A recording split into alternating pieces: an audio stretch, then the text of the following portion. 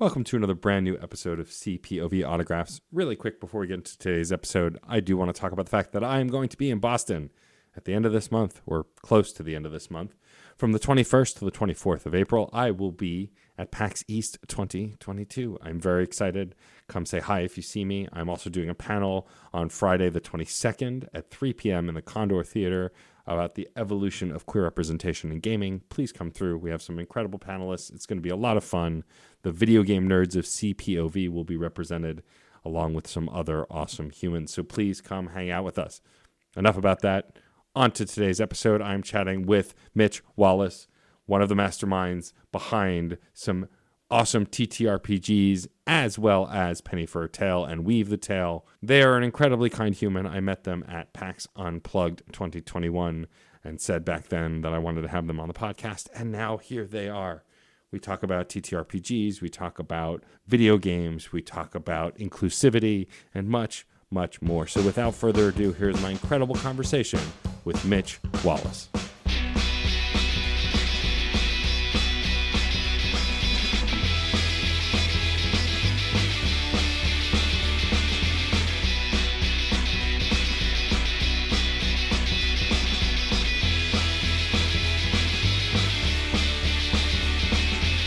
Let's roll this. That sounds cool. Let's do it. Excellent. Oh, and then of course, do you prefer Mitch or Mitchell? Either one. I judge people accordingly. Not like they're not bad judgment. It's just there's a list and there's a list. Yeah, and I'm gonna figure out what the list means, but later. Later. You're just keeping track now. Mm-hmm, exactly. Excellent. Cool. Awesome. Well, I am really excited to be chatting with you today. I am here with the incredible Mitch Wallace from Penny for a Tale and many other things. Mitch, thank you for joining me. Yeah, it's Sunday morning, so this is a good way to start the day. Hell yeah. Early morning podcast recordings. Gotta love them, right? Gotta get going early, right? Yeah. Well, I don't know if this is early. I feel like it's early for gamers. But fair enough. Yeah, I mean it is noon when we're recording, but it still feels like I'm waking up. I don't know. I think we're gamers, so it's very much we were probably up late at night thinking about a character and oh man, should I spend XP on next? Oh god, and then you just end up it's 2 a.m. and you're like, oh crap, I should have gone to bed hours ago. So I met Mitch at PAX Unplugged last year, which was a lot of fun, through our mutual friend Peter, who's also a TTRPG and tabletop master. I think, Mitch, before we get any further, why don't you tell folks a little bit about what Penny for a Tale is? Because I've been reading the website for weeks, and I love what y'all are doing. But give the quick few minute pitch. Yeah, Penny for a Tale LLC was kind of founded and created with the idea of exploring the TTRPG space and creating content, either through streaming via our partner channel, Weave the Tale, or just writing and marketing and doing art direction. So it's just kind of the company that wants its little fingers in everything, and to help make the space a little bit better. That's amazing. I love it. Yeah, and so you're one of the co-founders. So talk to me a little bit about how Penny for a Tale came to be. Or have you just been a lifelong TTRPG player and you're like, you know what? I'm going to do... You put on the Thanos glove, I'll do it myself. Yeah, it's awkwardly putting it in. I mean, my Thanos glove is my cooking glove, which really just says, I'm going to feed all of you, and it's stained with meatball sauce. But it just, I started role-playing in 2013, 2012. So I'm relatively new-ish because I didn't start when I was a kid. It was very much in grad school. And then I started LARPing. I dived into TTRPGs and then I found LARPing and I was like, I want to do that. I want to do that thing. Yeah. I want to be weird. Be really weird. So I did that for a long time. And it wasn't until the first year of PAX Unplugged, I was able to go to the convention and I saw the plethora of other TTRPGs out there. And I was like, I fell in love, got addicted, hopped on the Kickstarter, spent way too much money. And after that, my friends were just like, you should do a Twitch channel. And I was like, that's stupid. But then eventually they just browbeat me into doing it. Yeah, that's how that goes. Mm-hmm. And it just kind of grew from there. Like I love chatting with people and creators a lot. That their passion just kind of rubbed off on me, and then that's how the cookie crumbles. I mean, yeah, I think that most folks who get into streaming or get into TTRPG stuff, it's through the people around them. Like me, I played in college, in high school and college a little bit, but I didn't really get into it until much later, through friends running games and like just figuring out. And it's not until within the last 3 or 4 years that I felt more comfortable role playing and like really creating characters from the ground up. And I think it's something you just come to over time. I think everyone needs that first campaign where the DM has a bunch of newbies. They let you get away with almost anything. You just kind of feel your way through a campaign. Yep.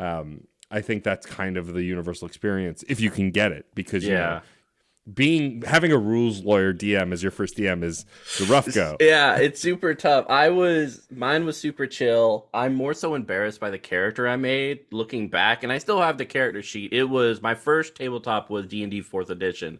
Okay. And I made the edgiest assassin I could make between like the race and the class and the way he carried himself. It was so edgy that I look back and I hope no one remembers it. And I'm glad it's nowhere to be found except in the memories of myself and my friends. So yeah, it's... Look, we all make mistakes going through character creation. We learn from them and we grow. Yeah, it's like, 4E had that character builder online, that like platform. So you didn't need any of the books. And I felt like I just chose like, what I was like, just give me the edgiest, like search function edgy. All the time. How can I be incredibly emo and edgy? Exactly. And 4E was like, yeah, we have the software for that. Use this function. Yeah, we got this. We know who you are. So when I met you at PAX Unplugged, you were promoting both Necrobiotic and Chew, two TTRPGs that you were working on. Yeah. I want to talk about Chew first because Chew is a comic. So I've admittedly only read the first trade because I fell off, but I remember seeing it in the store and going, "Excuse me, what is this? What is this character? What is this game?" And like the word Chibopath on the back cover, and I'm like, okay, you have my attention. And so I loved it. I do keep meaning to go back and read more of it. But what about Chew spoke to you? Why a TTRPG about a federal agent who is looking for murders that are food related based to his eating psychic abilities? Yeah, so when I was dating my now wife, she was trying to figure out a birthday present for me, and she went to the comic book store and explained the type of person I was, and they brought Chew to her, and then she gave it to me, and I was like, oh my god, this is perfect. And I read like all of them. I was like, this is amazing. It's the perfect balance between dark and comedic, which I love, and some other shows do that well. I think Umbrella Academy does that pretty well too, the show. For sure. And so like having that kind of genre in the TTRPG world where it's like explicit in the beginning. We tell people like, you're going to be dealing with some hard things, but also someone's going to throw broccoli at you. So these two things are going to happen, and it's going to be a beautiful and wonderful balance. And you as the GM, have that expectation, and the players have that expectation going in, reading the comic books as well as the TTRPG.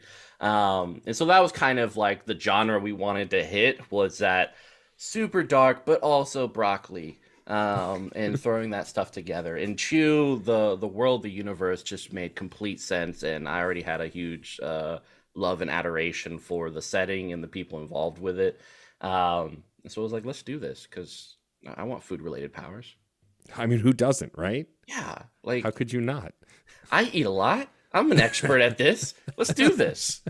I can cook and eat as well. It's everyone loves food, I feel. And in some capacity, there's a food type that you really enjoy. So you can be like, hey, let's do this. When we met at PAX Unplugged, you gave me a small like character guide for also something that's been kickstarted, a newer project called Necrobiotic.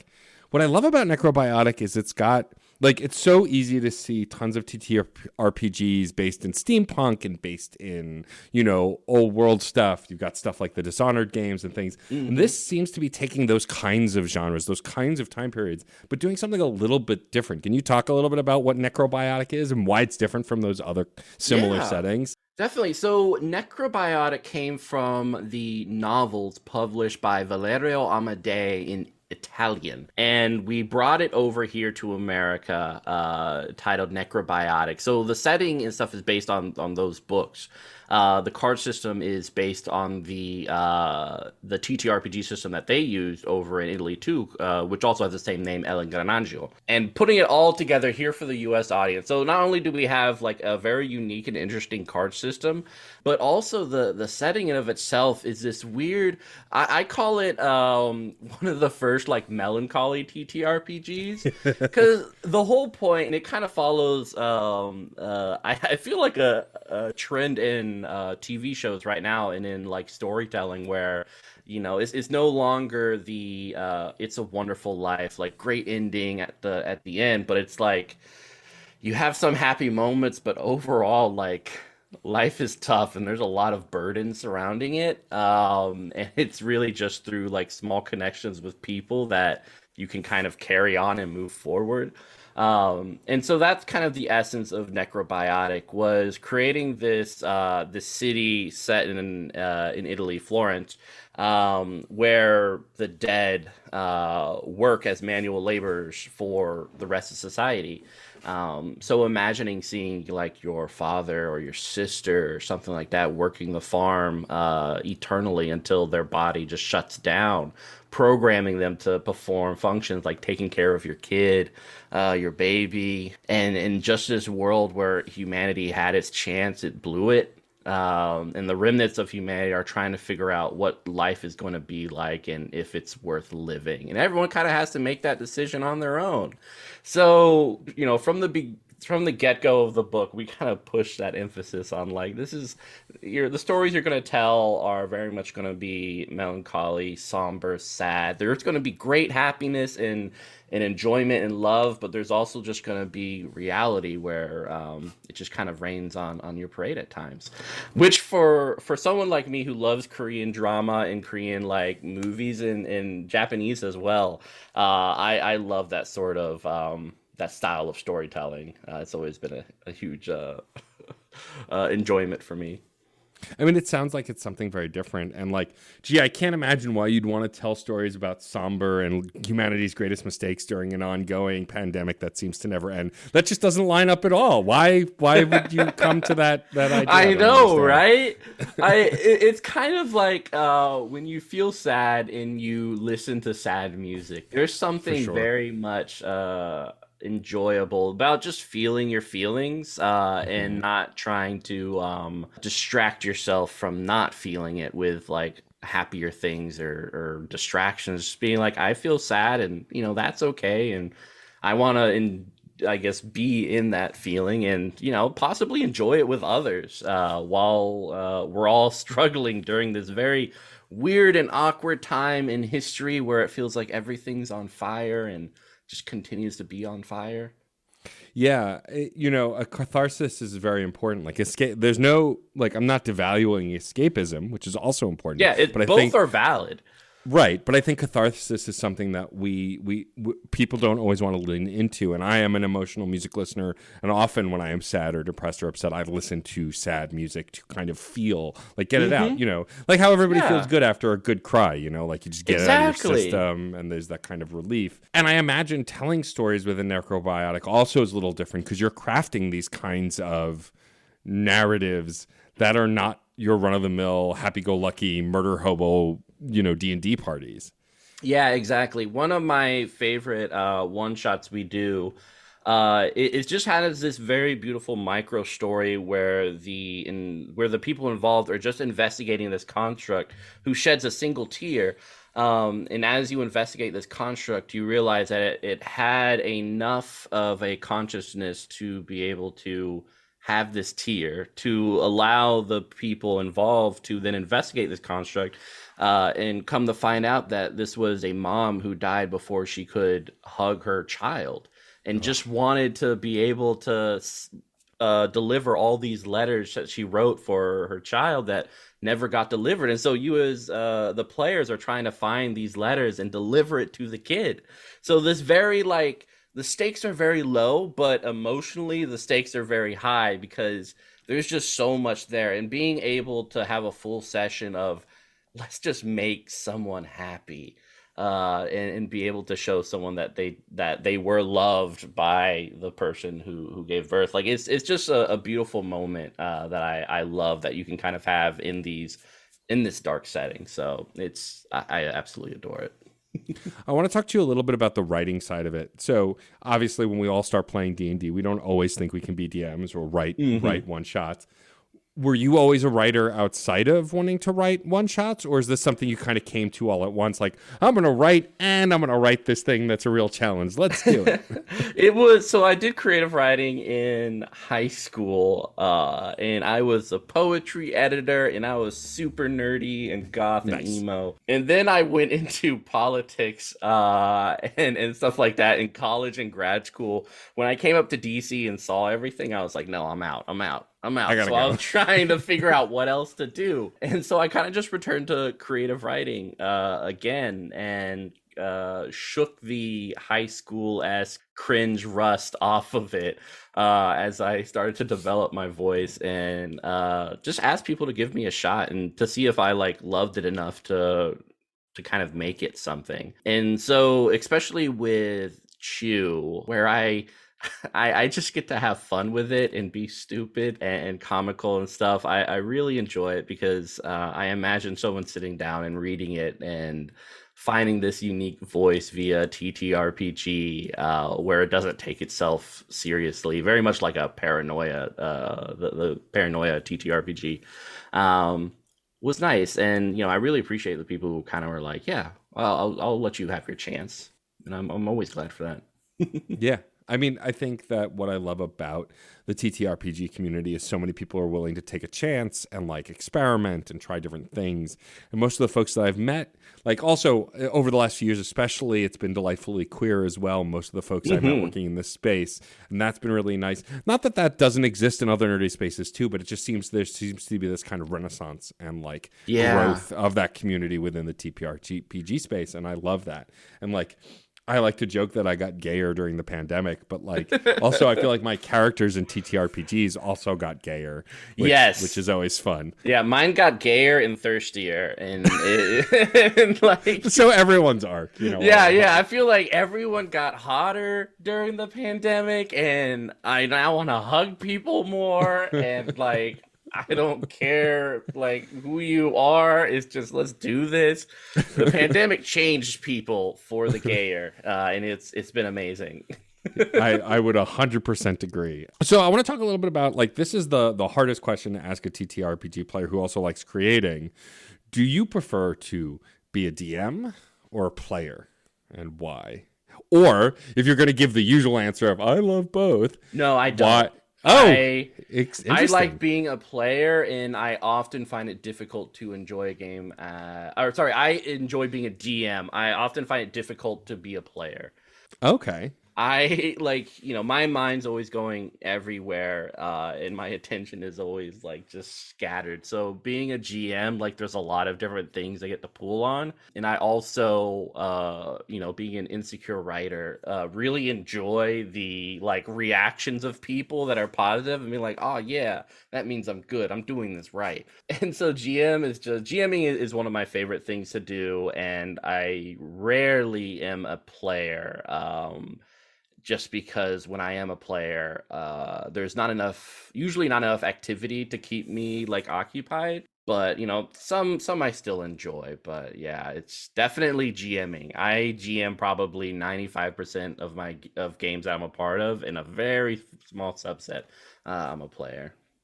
Oh wow, okay, interesting. No, I love that. How do you feel as a GM? Do you like when your players go way off base and ruin the script? Yes. Oh, yeah. I used to plan when I first started off, and now I don't write a single thing down because what I like to see is, and especially in the Shadowrun campaign I'm running now, is just watching people's reactions and stuff like that. And there's just these small amount of things, cues, and the way that they react and the things that they say out of character that help weave the story together. And so I love it when players are like, oh, this is so complicated, and I love what you did with it. And it's no, whatever you gave is really all of it. And the only thing I'm doing is making a lot of assumptions and putting them together. So really just thank you. So, yeah.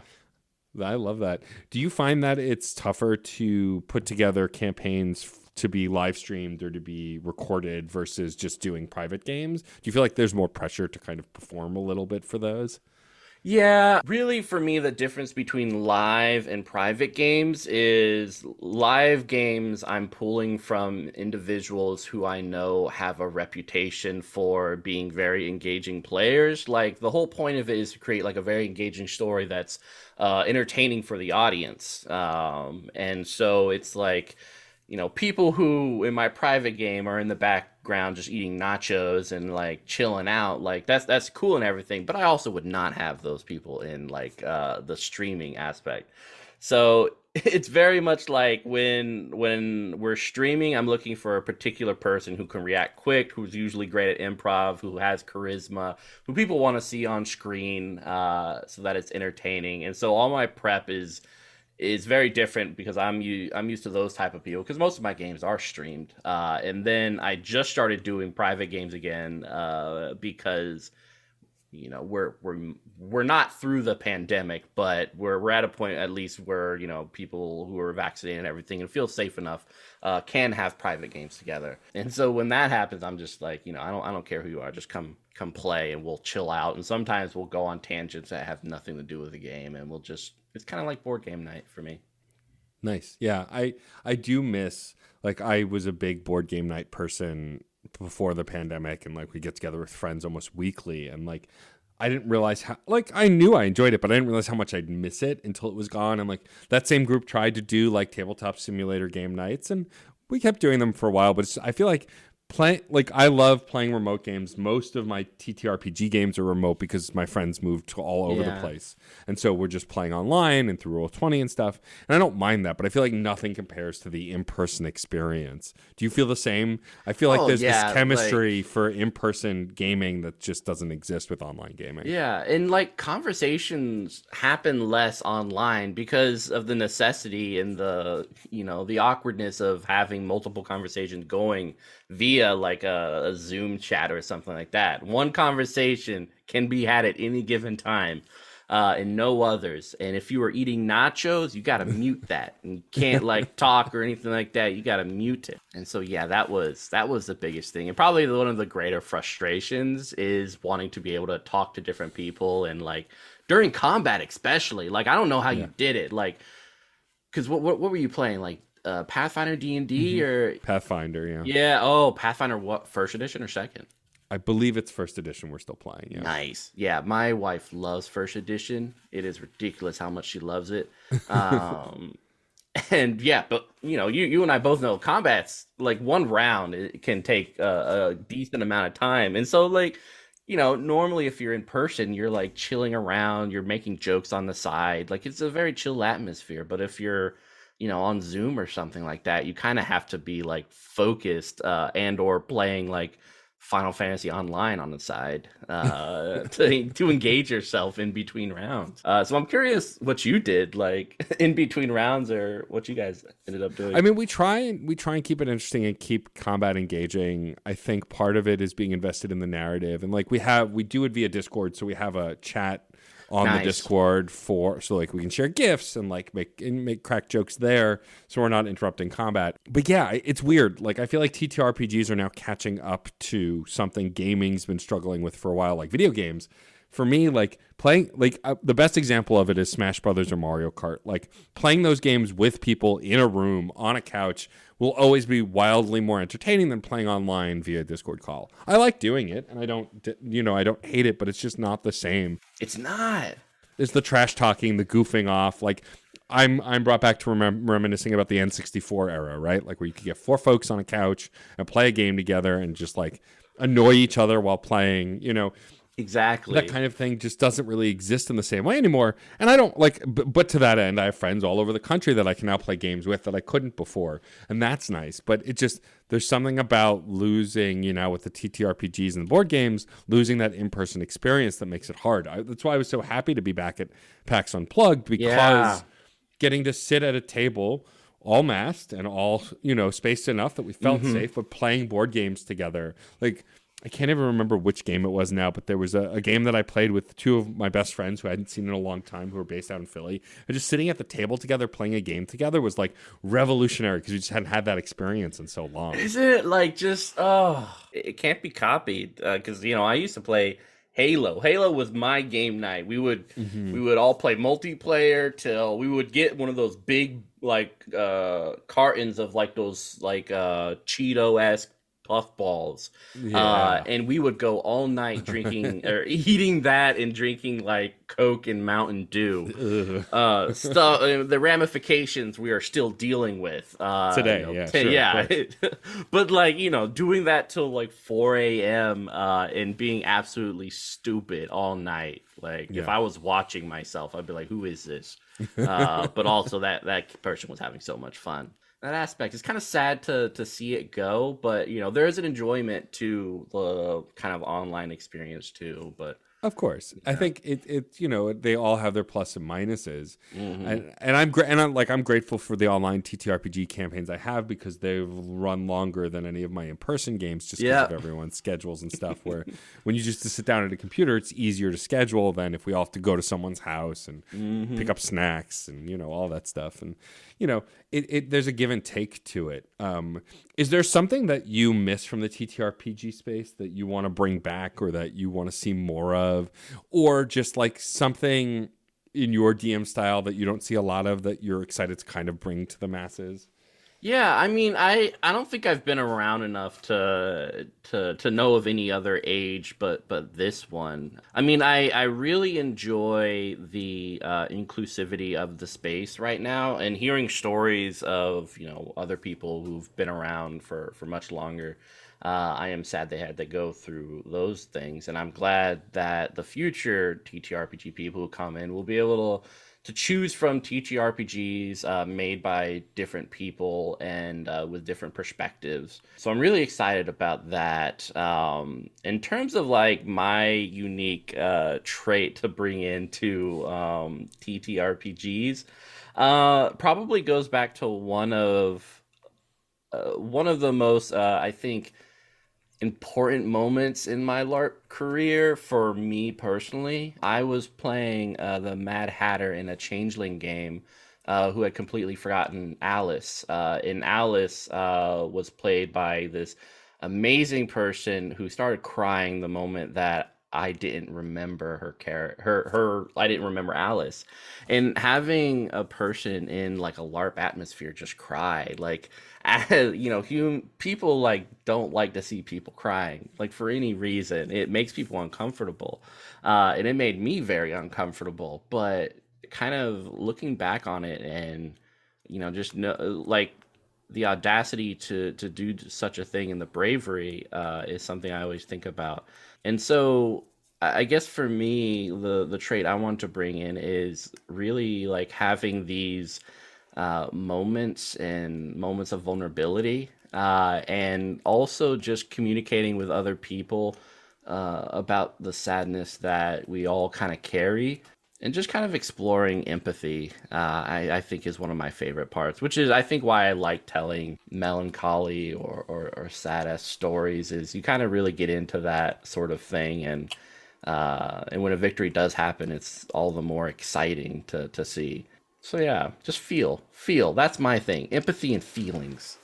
I mean, I love that. Of course, we have the bullish members of the community who pushed back against like content warnings and talking to your players. But that's something I always wanted. Not something I always thought of. And I think it's based on our individual experiences when we would think about that kind of stuff. But I'm all in favor of talking things out and understanding what people are comfortable with and not putting people in situations that they're not comfortable with. And seeing a rise of that in the community, seeing more empathetic DMs who like have a list of like no-go cards, which like, I can't play in games with this thing or that thing, and it can be something as simple as like, animal death, or something as, of course, complicated or horrible as like assault or anything else. Like all of them are valid. If it makes you uncomfortable and you don't want to engage in that stuff, you should communicate that with your party. And I'm so glad that's becoming more and more common. Yeah, and I do like it's something that is very unique to online games is the ability to check in with people, but also like having the scene. So instead of, you know, in a live setting, you kind of are like, okay, are you okay? Are you okay? Are you okay? In like a chat thing, the scene continues on, and you can just kind of on the side be like, is everyone okay? And then see their responses, and you know, you see that everyone's okay, but nothing has paused. I've always enjoyed that, and also kind of telling people and give a warning to a particular person, like, hey, your backstory, that emotional backstory that you wrote, it's about to become a thing if you're okay with it. But just to warn you emotionally about what's about to happen without like pausing game or like, you know, divulging to the other players who are going to get to experience it too, is very nice. So I love the way that online you can really kind of check in periodically without stopping game. It's really cool. Though if you were live, you should definitely stop game and check in on people. But yeah, it's wonderful. Like I really love sharing that aspect of it, content warnings, lines and veils, the X card. Because I feel like it just takes your, I mean, especially when I was doing marketing for Helmgas in Cult Divinity Lost, which is like a horrific game, being able to know what areas you can't go to also lets you know the areas you can go to, in that the players are welcome to. It's like a roller coaster, right? As long as I know the rails are there, I'm fine, and I can throw you around however I want. Yeah, I mean, I think I'm sure in moments that kind of stuff can be malicious, but I think for the most part, people want to just create a visceral experience, something that people can really latch onto. But having that safety, having those rails, having those places where you feel comfortable going is important. In the same way that, like, I have friends, and this is on a more, I wouldn't say sillier scale, but different scale. Like, I have a friend who's arachnophobic, who hates spiders, can't tolerate spiders, often asks me and my friends, hey, that new game that you're playing, like it most recently happened with Elden Ring. He's like, are there spiders? Like, let me know. And then we got to have the conversation about, well, there technically aren't spiders that I've found. However, there are giant hands that move like spiders. Yeah. Do what you will with that. Yeah, I've had similar things where in horror where I'm like, this is kind of like something else, but let's talk about this to see if this is similar enough to be a no-go for you, especially with like mannequins, dolls, and sort of animatronic humanoid things. Like that gets like, you know, some are just like creepy dolls, no, but if it's a creepy mannequin, sure. There are levels. Yeah, exactly. And finding out people's levels for that is particularly interesting. I used to have a friend who had a mannequin behind their camera, just staring at them the whole time, and I was just like, "Whoa, it's creepy." How could you? How do you do that? It's like, whoa. Yeah, I it's funny. I was terrified of animatronics as a kid, like full on, like I think 5 or 6 years old. Had a birthday party at Chuck E. Cheese, and when they started performing, like I lost it. I ran to the bathroom, like I freaked out. But as an adult, because of Five Nights at Freddy's and some other things, it's like I've engaged in that fear in a weird way. You know, watching jackasses like Markiplier play those games, and I'm like, God, like being scared with someone makes it different. And so, like, I don't know that I like them more now, but I definitely engage with them a little differently. And I found that, like, through TTRPG playing and other RPGs and stuff, like engaging with content, I'm like, oh, I don't know that I would have been okay with this, but right now, I'm curious to see where this goes. Yeah, exactly. I think next PAX Unplugged, we need to find a Chuck E. Cheese, because that place also creeps me out. It's just between the ball pit and the pizza, the rat is also like third, but the ball pit and pizza are number 1 and 2 of terrifying things in that place. I mean, you're not wrong. Yeah. Also, the little gremlin is just running around, just like everywhere. I want to talk a little bit about how you've seen board gaming and tabletop shifting over the last 2 years. Do you feel like you've seen not only, because I'm curious, I've seen a lot of change in not only just how we play, but like the things we're playing. Have you seen that as well? People engaging in like different kinds of games or stories because of everything we're experiencing?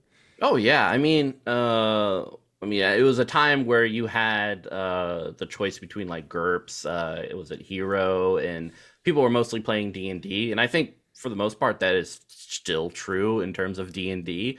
But with kind of the popularity of Critical Role as it's becoming more mainstream and like, for the first time, there's like a decent D&D-esque show. Was it Vox Machina? I haven't seen it myself, but I hear it's pretty good. And there's certainly a lot of money thrown into that. So a very like high production value thing coming from the TTRPG space. It's really cool to see now that there are different options and different ways of playing than there was, even 5 years ago. Like every year, something new and amazing comes out that continues to push TTRPGs. Though I feel right now we're in an IP grab. Everyone is like, quick money right there. Grab an IP, put 5e on it, throw it out. You got money. Like it is an assured thing on Kickstarter. And not disparaging it. It's just what happens. And I understand like, TTRPG companies got to make money in order to create the things that they're really passionate about. It's kind of one of those unfortunate things where you kind of have to do something like that in order to create very different things or unique and niche things. But all of it's good. But yeah, the IP grab era is upon us. And so I'm really interested to see what comes after it once like all the major IPs have come and gone, and what's left is just what the TTRPG community can kind of come up with and seeing what happens through that. So yeah, I mean, board games have gotten really TTRPG-like, and then some TTRPGs have also gotten a little bit more board game-like. Yeah. So seeing the two mixed and mesh pretty well is cool. You can almost get a new person who at first hates TTRPGs. You start them with board games, and you just like slowly crawl through the board game until you're getting into storytelling board games, and then you're like, oh look, we're playing D&D. Like, oh. It's like, bam, what?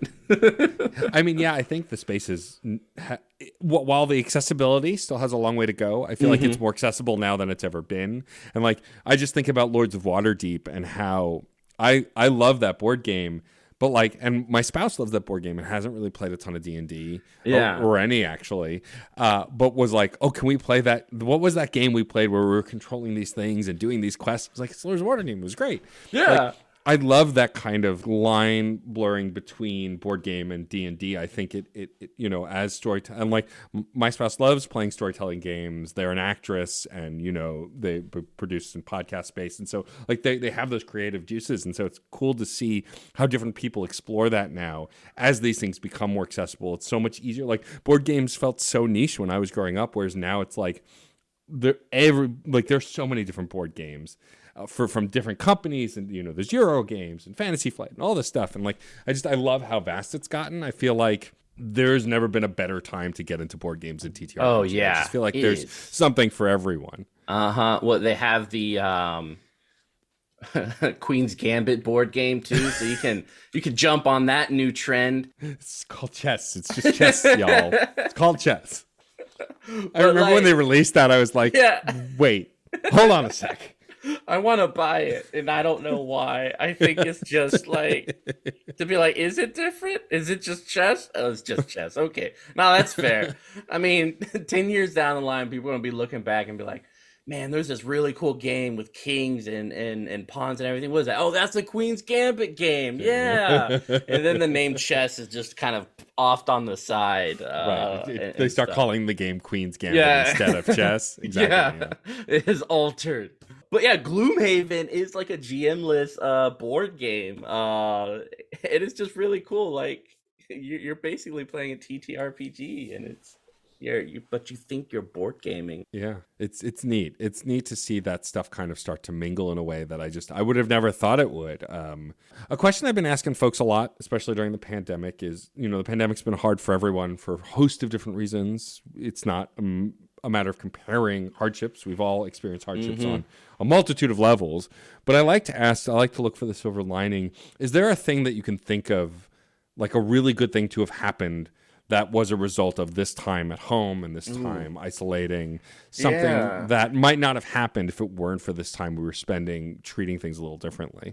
Yeah, I think individuals who were very against like online TTRPGs, had to go online in order to itch that fix. And so finally seeing them engaging in like the online TTRPGs and stuff like that when they wouldn't have given it a chance and discovering that they really like it, and being like, okay, now we just get to play forever. So I really like that aspect. And then seeing the different softwares and platforms that are coming out beyond like Roll20 and Fantasy Grounds, because like that market is now significantly bigger than it was pre-pandemic is really cool. One More Multiverse. I think Alchemy also has another platform coming out. Like, it's just really cool to see all these new and interesting things that you can kind of play with. Like, animated backgrounds are now becoming like a thing, and it's easy for GMs to manage, and it's no longer reserved for people who have like a big screen TV on their table. I just love the accessibility of kind of this high production value content that you have easy access to because the pandemic forced a lot of the community online, and so there's now a market for it, and I think that market will it'll probably drop a little bit post pandemic, but I think it will always be there now. I think it allowed people who don't often think about accessibility or, interactions in that way to have to do it because, people who, have disabilities or just people who can't go out or who have low immune systems or are high risk, of course, are constantly thinking about that stuff before the pandemic. But now it's forced that perspective on a lot of people who needed to see it. And Yeah. I still think more people could, but I think we're on a path to hopefully grow that awareness and make it so people can engage in this stuff in a way that they couldn't before. And I think that's really important, Yeah, like I love it.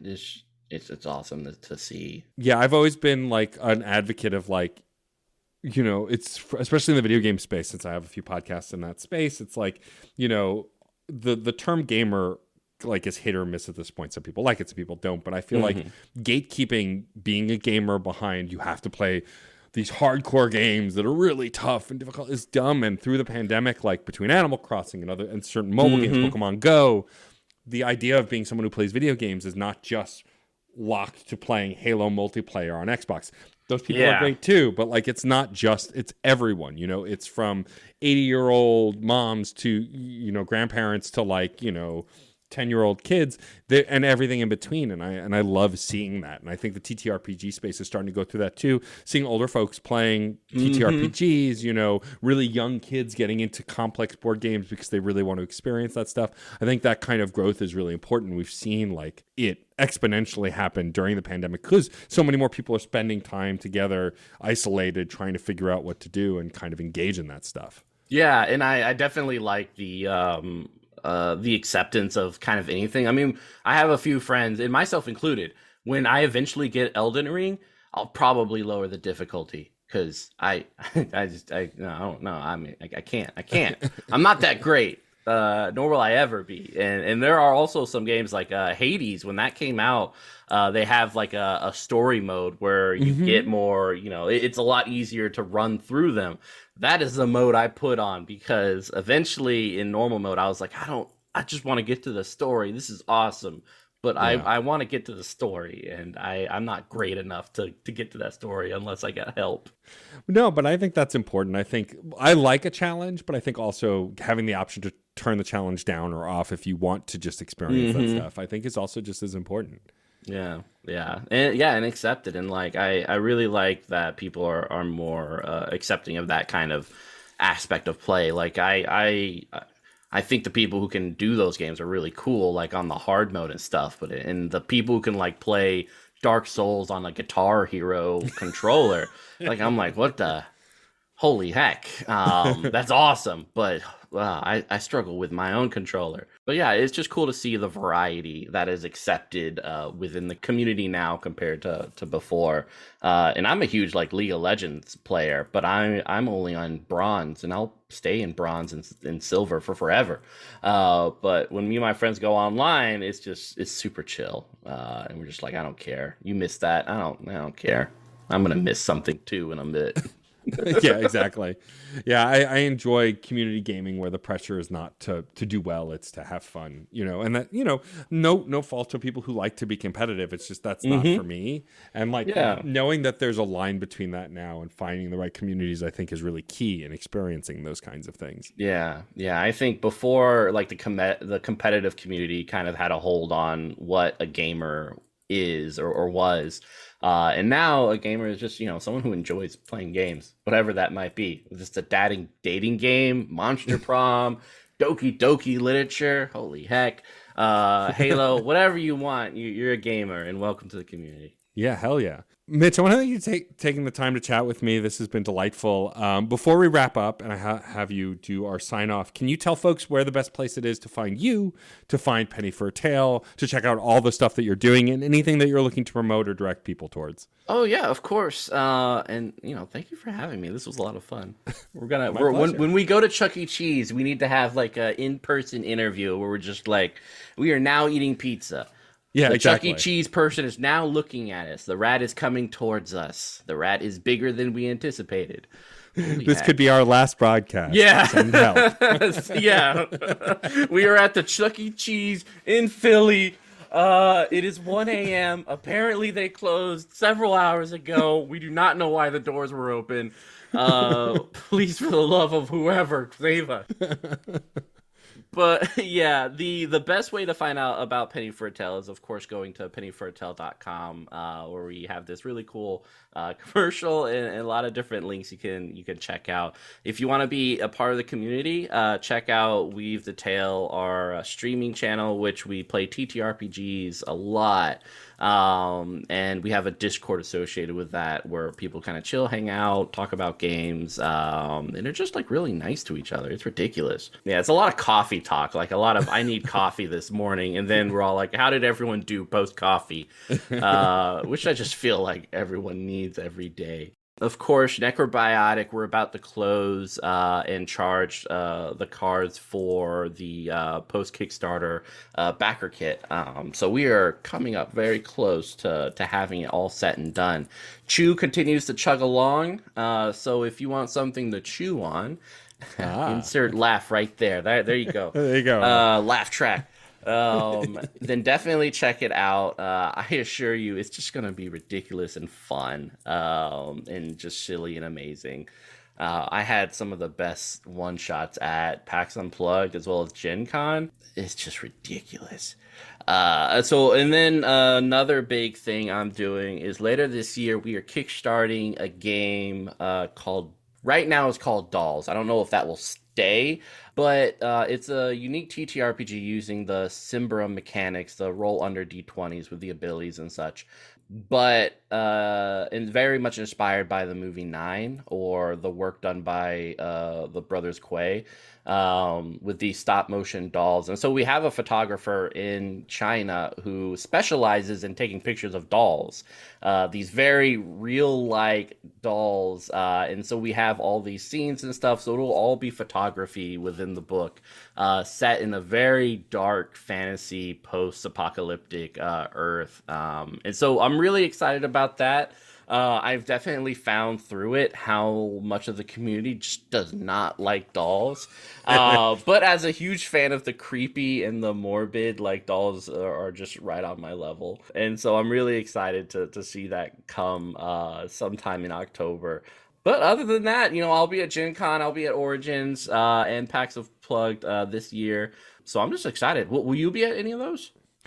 So I don't know about Unplugged. I am currently going to PAX East as of this recording, and I have a panel at PAX East, and so that's exciting.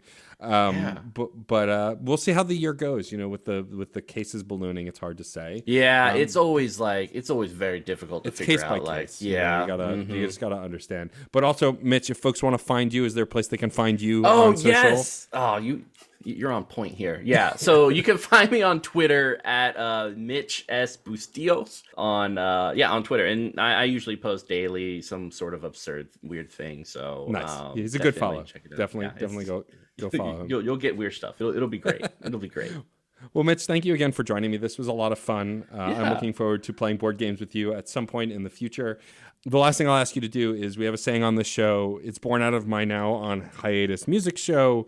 The saying is music is life and life is good. It's this idea that as long as you're making stuff, even when life gets really hard, if you're spending that creative energy, you can kind of push through by generating that kind of love for the creative. So if you could say music is life and life is good, we will end the show.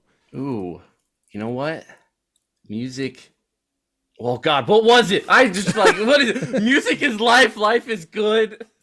Yes, that is it. That can be your take, or you can take it again. It's up to you. Yeah, no, I feel like that's a perfect take. That encompasses all of who I am. Yeah, the like panic of life is great. Yep, it's great. We're chugging along. That's it for this episode of CPOV Autographs. Our theme music is by Michael Kill. Our logo was designed by Case Aiken and Joey Amons. If you liked the show, please rate and review wherever you get your podcasts. It's a great way to help us reach more listeners. Questions, comments, or guest recommendations? Email mr.nat.storm@gmail.com or hit us up on Twitter at CPOV Autographs. Thank you so much for listening. Hey there, Screen Beans. Have you heard about Screen Snark? Rachel, this is an ad break. They aren't screen beans until they listen to the show. Fine. Potential Screen Beans. You like movies and TV shows, right? I mean, who doesn't? Screen Snark is a casual conversation about the movies and television shows that are shaping us as we live our everyday lives. That's right, Matt. We have a chat with at least one incredible guest every episode, hailing from all walks. We've interviewed chefs, writers, costumers, musicians, yoga teachers, comedians, burlesque dancers, folks in the film and TV industry, and more. We'd be delighted for you to join us every other Monday on the Certain POV Podcast Network. Or wherever you get your podcasts, fresh and tasty off the presses. What? That's not... Can I call them Screen Beans now? Fine. Screen Beans! So tune in and we'll see you at the movies or on a couch somewhere. 'Cause you're all Screen Beans now. You will be mine. Aurora. CPOV. CertainPOV.com.